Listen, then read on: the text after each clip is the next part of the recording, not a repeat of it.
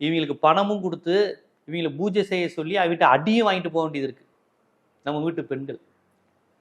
இப்ப புரியுதா? இந்து அறநிலையத்துறை அரசு கட்டுப்பாட்டுல இருக்கக்கூடாது, எங்ககிட்ட ஃப்ரீயா விட்டுருங்க, இந்து அறநிலையத்துறையை தனியாருக்கு விட்டுருங்க, நாங்களே வச்சுக்கிறோம், நாங்களே அதை செலவு பண்ணிக்கிறோம், நாங்களே கணக்கு காமிச்சுக்கிறோம்னு சொல்லும் போது அதனுடைய உள்ளர்த்தம் புரியுதா? இவர்களுடைய ஆபாச கூத்துக்கள், காம களியாட்டங்கள், ஊழல், முறைகேடு, பணத்தை அடிக்கிறது, உண்டியலை பகிர்ந்துக்கிறது, இது எல்லாத்தையும் நாங்களே பார்த்துக்கிறோம், நாங்க வச்சதுதான் சட்டம், அதற்காகத்தான் இந்து அறநிலைத்துறை அரசு பக்கம் இருக்கக்கூடாது, எங்க கிட்ட இருக்கணும் உங்க சொல்றது.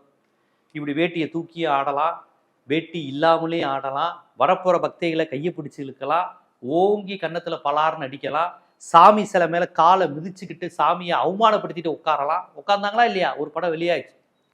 நம்ம காஞ்சிபுரம் தேவநாதன் மாதிரி பெண்களை கூட்டி போய் அங்க உடைகளை களைந்து ஆபாசமா அவர்களை நடத்தலாம், நடத்தி வீடியோ எடுத்து அதை பார்த்து என்ஜாய் பண்ணலாம்.